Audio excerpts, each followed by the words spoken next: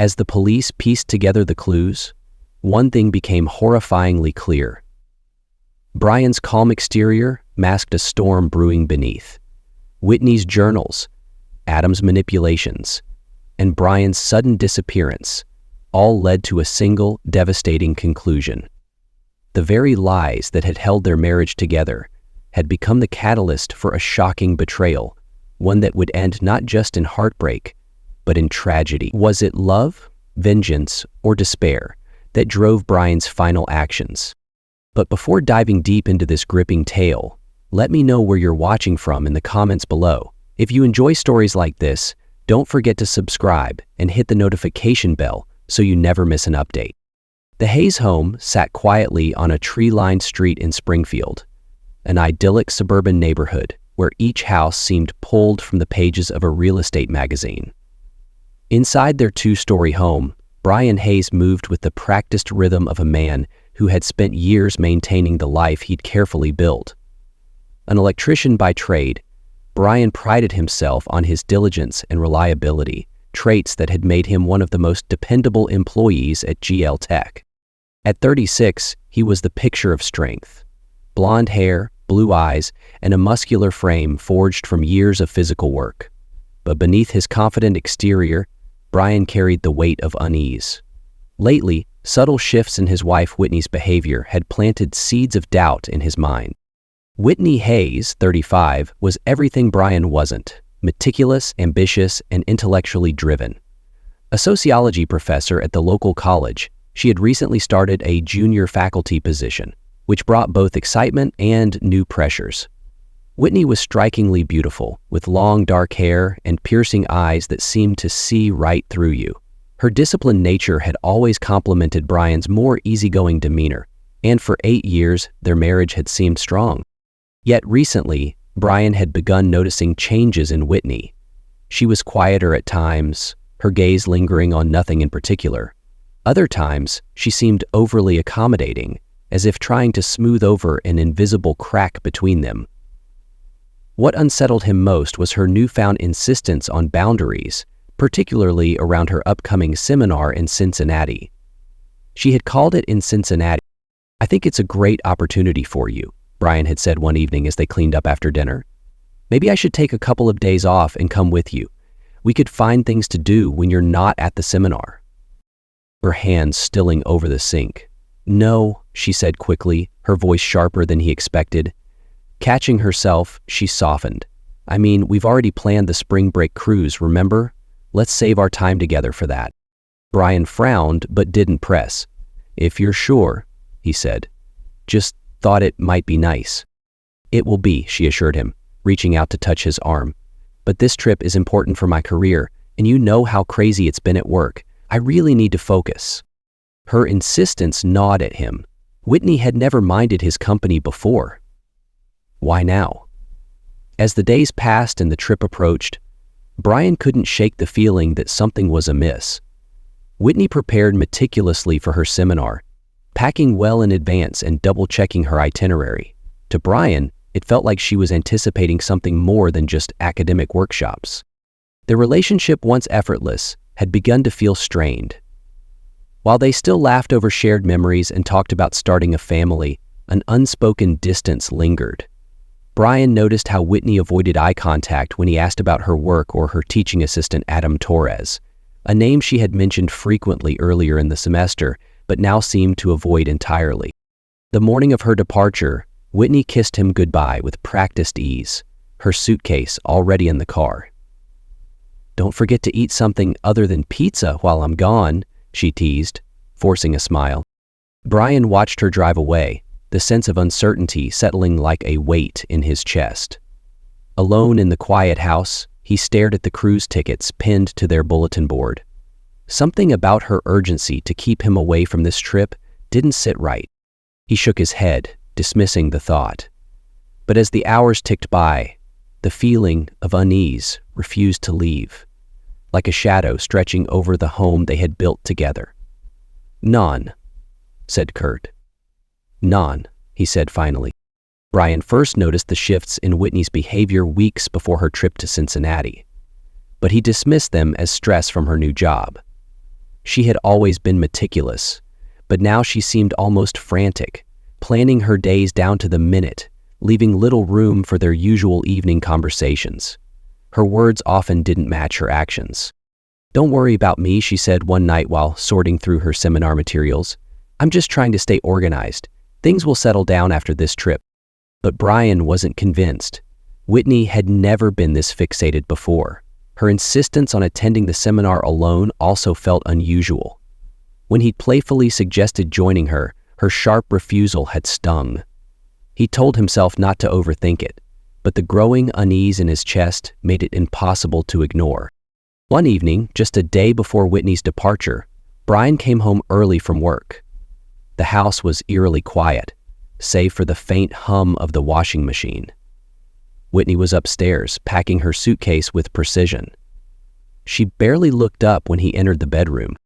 "Hey," Brian said, leaning against the doorframe. "You're really getting everything ready ahead of time, huh?" Whitney smiled without meeting his eyes. "You know me, I hate last-minute rushing." Her tone was light, but her movements were rigid, almost mechanical. Brian watched as she carefully folded a blouse, her fingers lingering on the fabric as though lost in thought. She seemed distant, distracted, in a way that left him feeling like an outsider in his own home. "Did you want me to print anything else for your drive?" he asked, trying to keep the conversation casual. "No, I've got it all covered," she replied quickly. Then, almost as an afterthought, she added, "But thank you, sweetheart." The slight delay in her response, the overcompensating sweetness in her voice, it was enough to send another ripple of doubt through Brian's mind. The next evening, after Whitney left for Cincinnati, Brian found himself standing in their bedroom, staring at her empty dresser. Her presence lingered in the air, but the room felt colder without her. He noticed her travel bag sitting on top of the dresser, the one she'd mentioned forgetting earlier. Curious, he moved to set it aside, intending to stow it neatly in the closet. As he lifted the bag, something caught his eye. A small red leather journal tucked beneath it.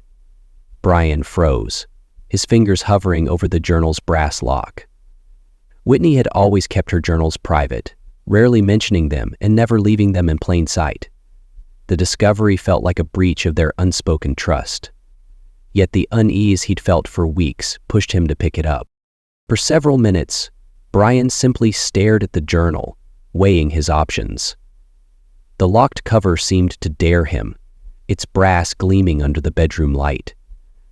A part of him wanted to put it back and forget he'd ever seen it. But the questions gnawing at him refused to be silenced. He examined the lock closely, noting its simple design. With a sigh, he set the journal down and headed to the kitchen. He needed time to think.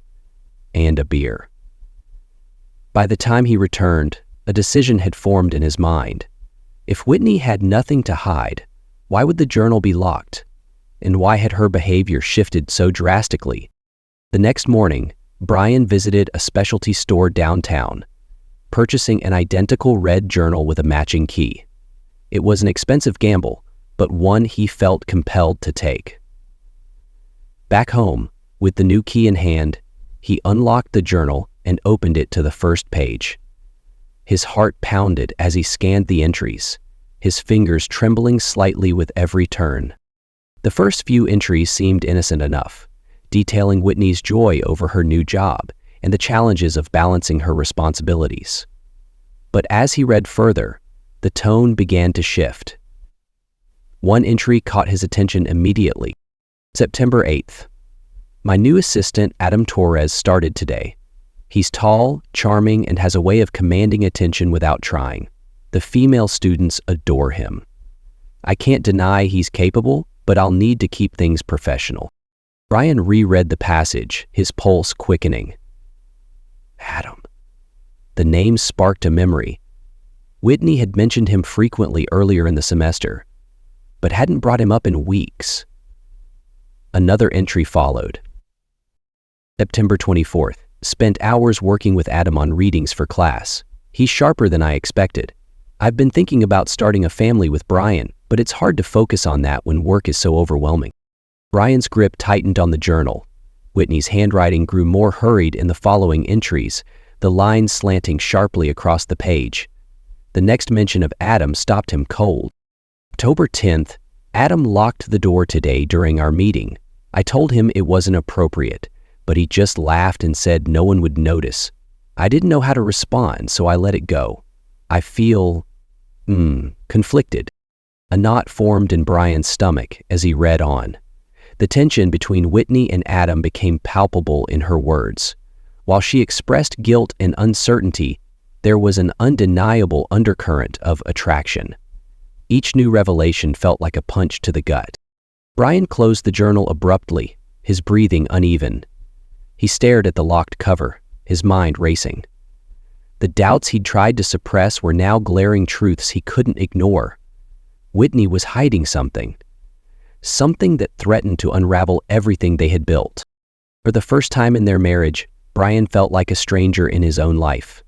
As he reached for the second journal from the shoebox, his resolve hardened. He needed to know the full truth, no matter the cost.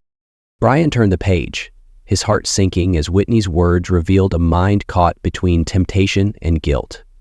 At first, the entries showed only faint traces of her internal struggle, subtle hints that grew louder as time passed. September 30th. Adam smiled at me during my lecture again.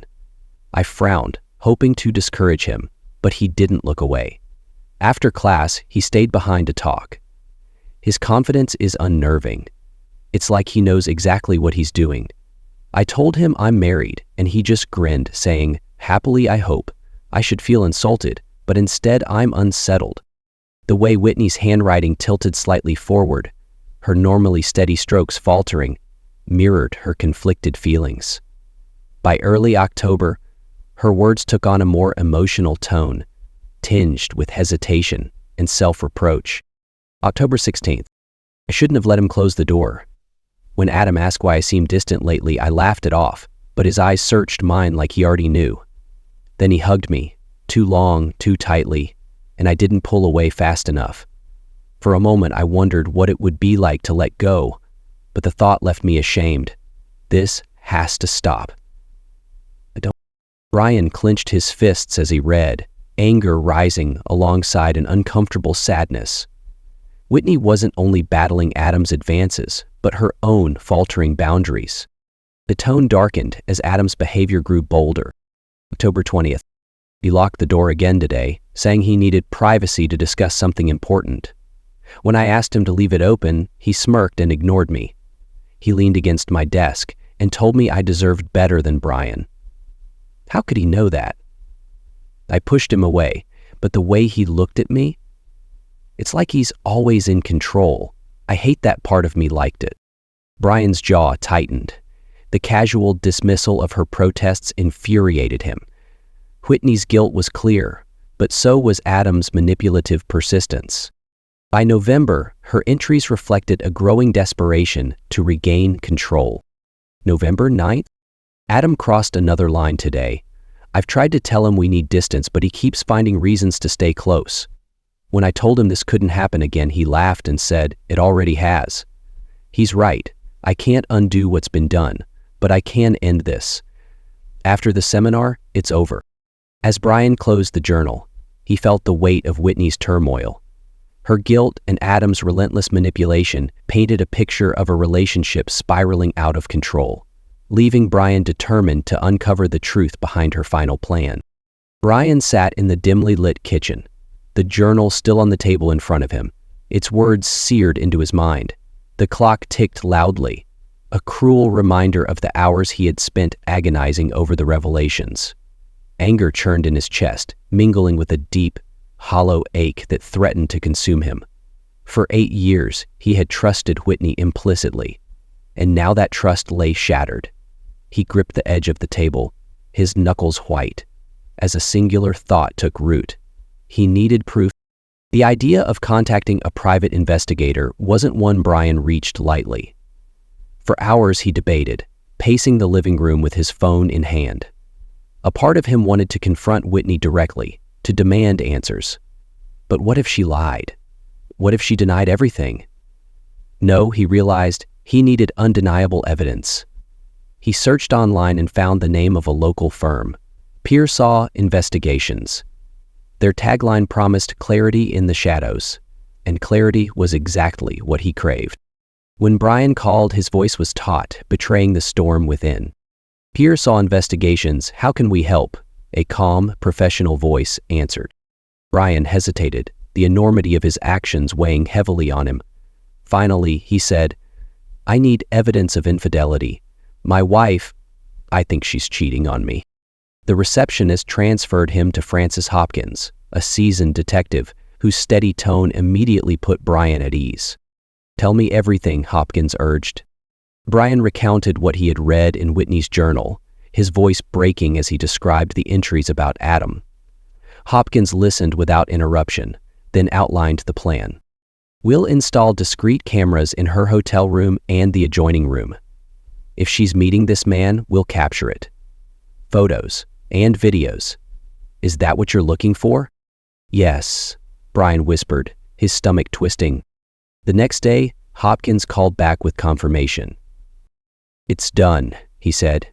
We've got photos. I'll email them now. Thanks. Brian opened his laptop, his heart hammering in his chest. The first photo showed Whitney entering her hotel room with Adam, his hand lightly brushing her back. Another captured them through a crack in the door, their silhouettes unmistakable. The final photo, the most damning, showed Adam leaning in to kiss her, the intimacy undeniable.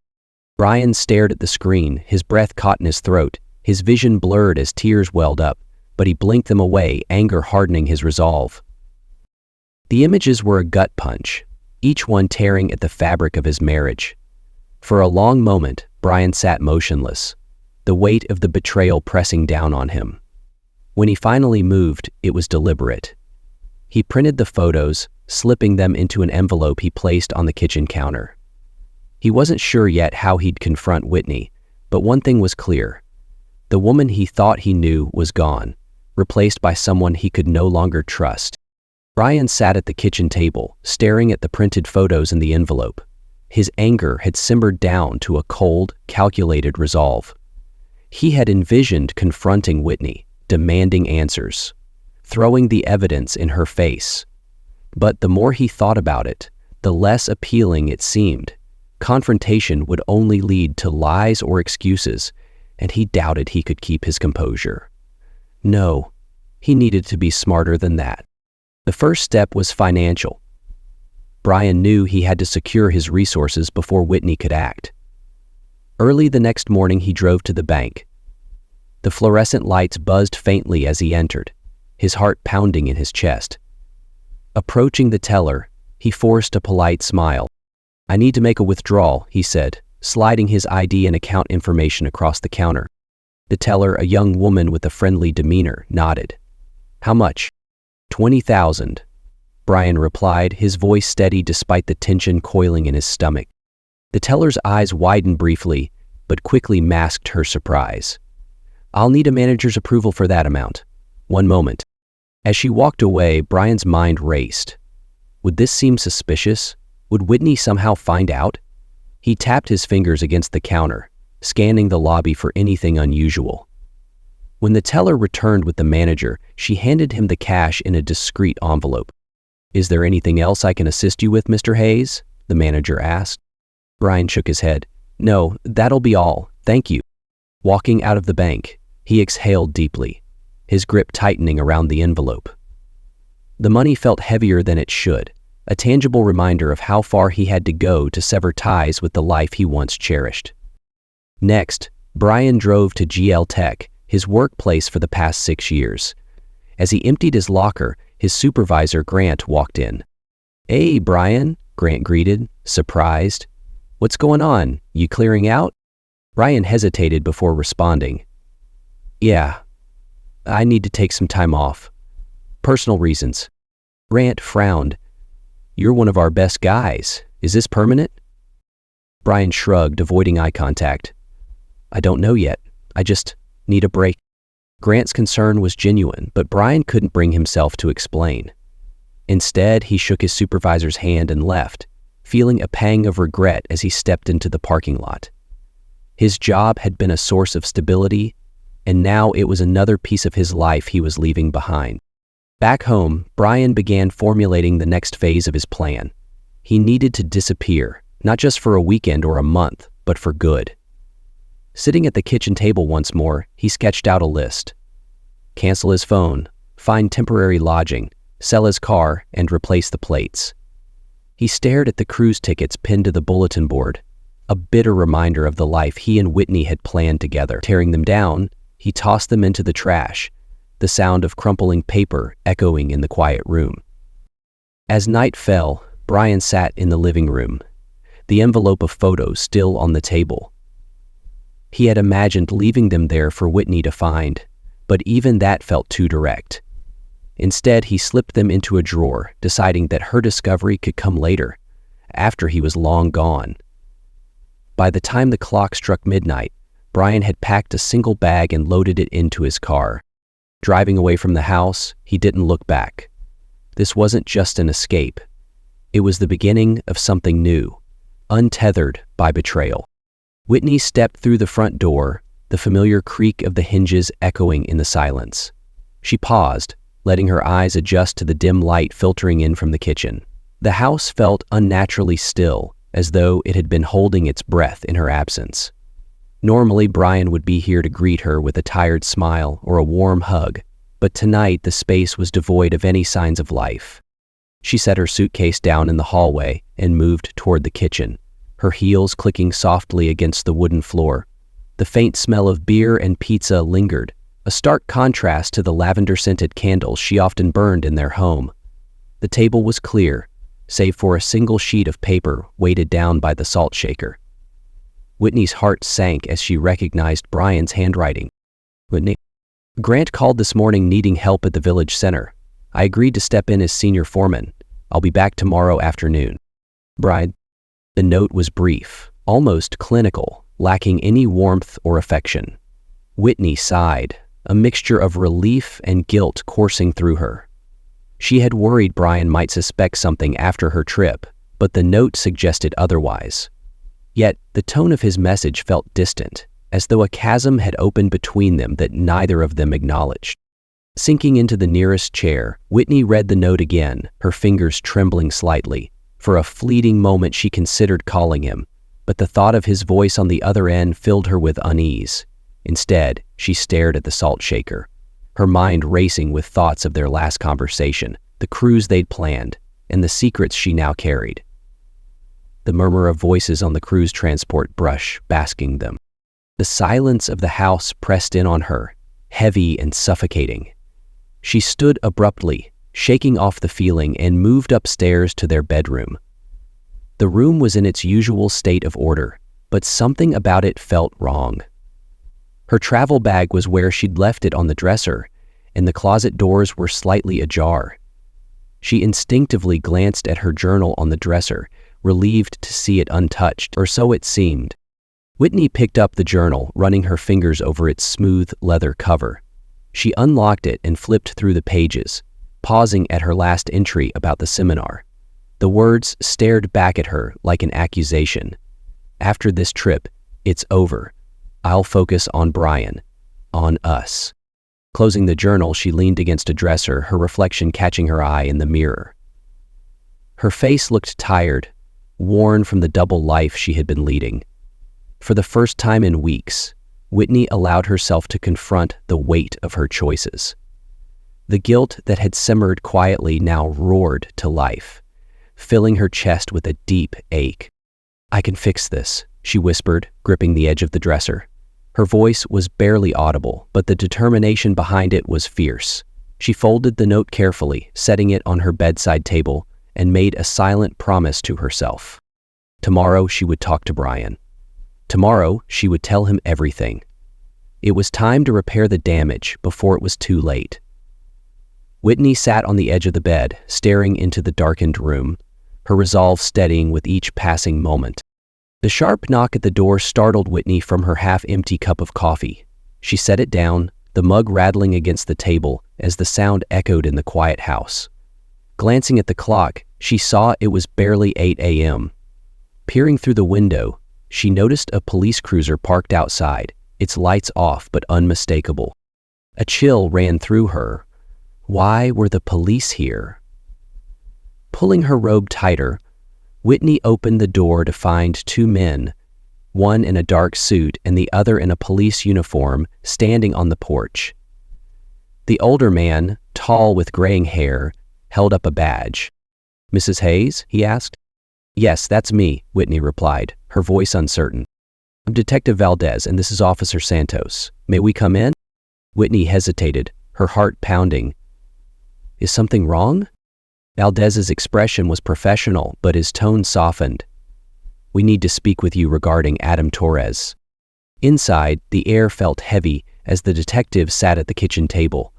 Whitney clutched her mug, her knuckles whitening as Valdez began. He spoke.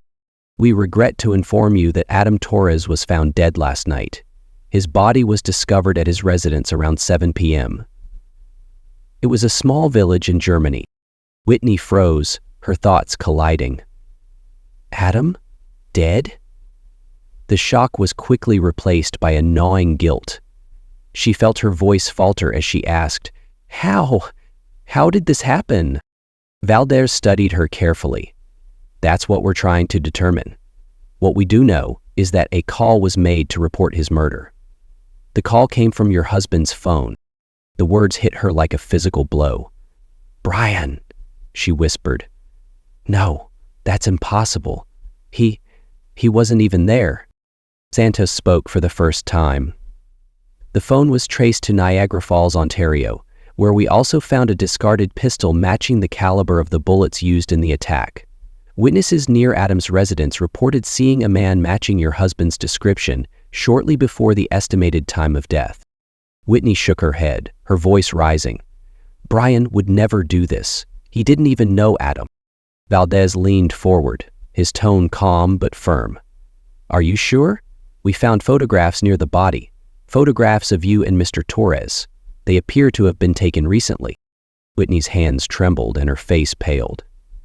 The implication was suffocating, but she clung to her denial. "Brian wouldn't hurt anyone. You've got it wrong.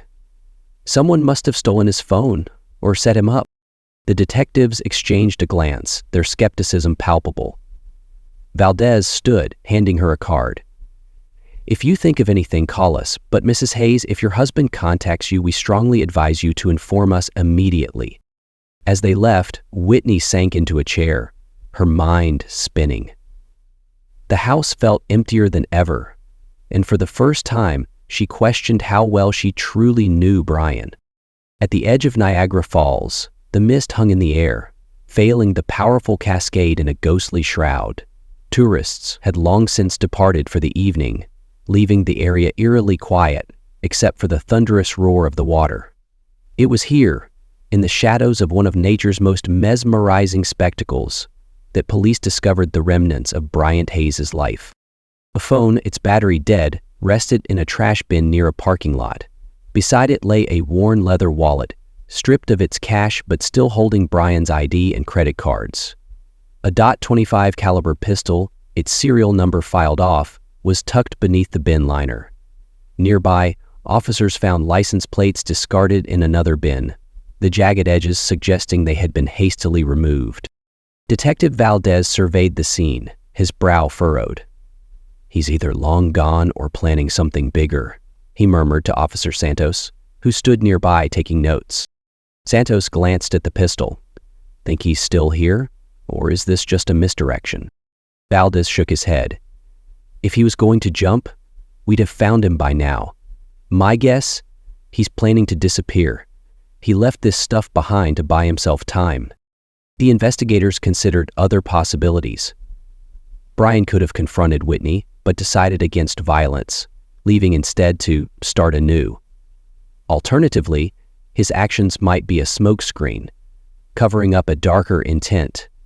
Without a body or further evidence, they had nothing but theories. Back at the Hayes home, Whitney sat at the kitchen table, staring at the pile of journals she had retrieved from the dresser. Her fingers hesitated over the red leather covers, the brass locks gleaming under the overhead light. Taking a deep breath, she unlocked the nearest journal and began to read. The words blurred through her tears as she reached the final entries. Whitney's thoughts were raw, her turmoil evident in the haphazard handwriting. She read the same phrases over and over. I hate what I've become. Brian deserves better. After this seminar, I'll end it. I'll focus on us. Whitney's hand trembled as she turned the pages, each one a knife twisting deeper into her heart. She could no longer deny her role in the unraveling of her marriage. It wasn't just Adam's persistence or Brian's distance. It was her choices, her failure to draw a line when it mattered. Her breath caught as she read Brian's name, scrawled hastily in a final note. I love him, but I'm scared he'll never forgive me if he finds out. How can I face him now? The journal slipped from her grasp, hitting the floor with a dull thud. Whitney pressed her hands to her face, her sobs breaking the silence. Guilt, shame, and despair flooded her, each emotion crashing into her like the relentless flow of Niagara itself. She replayed the moments in her mind, the locked doors, the stolen glances, the excuses she'd told herself to justify crossing the line. I ruined it, she whispered to the empty room. I ruined everything. There. She stood abruptly, her chair screeching against the floor. Her reflection caught her eye in the window, disheveled, tear-streaked, unrecognizable. In a surge of anger, she swept the journals from the table, sending them scattering across the floor. The sound echoed, then faded into silence. As the minutes passed, her rage gave way to exhaustion. Whitney sank to the floor, clutching one of the journals to her chest. She sat there for hours, staring blankly at the wall, unable to move, her mind replaying every misstep that had led to this moment. Eventually, the dawn's light began to filter through the curtains. Whitney dragged herself to her feet, her body heavy with regret. She returned the journals to the dresser and stared at her reflection in the mirror. Her voice was hoarse, but her words were firm. I'll face whatever comes next. I owe him that much. With her decision made, Whitney took a deep breath and walked toward the kitchen. The phone on the counter loomed, a connection to the husband she might never see again. She didn't know if Brian would ever forgive her, or if she'd ever forgive herself. But she resolved to try. The search for Brian Hayes stretched across days, then weeks, yet yielded little more than unanswered questions. Niagara Falls remained the last confirmed trace of him. Surveillance footage showed his car entering the border checkpoint, but no record of it leaving. Local law enforcement scoured nearby motels, parks, and roadsides, but each lead ended in frustration. The discarded phone and wallet offered no insight into his plans, leaving investigators speculating whether he intended to vanish forever or if something more sinister had occurred. Detective Valdez reviewed the evidence again and again, muttering, "Man like Hayes doesn't just disappear." But with no fresh leads and dwindling resources, the case eventually stalled, fading into the background of other unresolved mysteries. Whitney sat in the stillness of the house, her once meticulous routines now replaced with a hollow aimlessness. Each room seemed to echo with memories of Brian, his laughter, his quiet moments of focus, even the slight creak of his footsteps on the stairs. The journals remained tucked away, but their contents haunted her. Every word she'd written now felt like a dagger aimed at the life they had built together. Her guilt was a constant weight. She avoided her colleagues and friends, unable to face their questions or pity. She found herself replaying conversations with Brian, searching for signs she might have missed, moments she could have handled differently. Their marriage, once a source of comfort and strength, now felt like a jagged wound. Whitney remembered how he had always been there for her, fixing the car, cooking her favorite meals, holding her when work became too much. But she had let him down in ways she couldn't undo. Some nights, Whitney imagined Brian was still out there, watching the same sunset from some distant place. Other nights, she feared the worst. The not knowing gnawed at her, a punishment she felt she deserved. She was left with silence, regret, and the faint hope that maybe, one day, Brian might resurface, if only to deliver the closure neither of them had found. Months passed, and the search for Brian Hayes came to a standstill. One evening, Whitney received a letter from Brian. The familiar handwriting brought tears to her eyes. "Whitney, I've gone far away, and this is my final decision. I loved you, but the trust is gone, and I can't live with what's happened. Find yourself again. You deserve peace. Goodbye." Whitney sat in silence, tears streaming down her face. He wasn't coming back. The letter was a definitive farewell, but also a gentle push for her to start anew. She sold the house, locked away the journals, and resolved to move past her mistakes.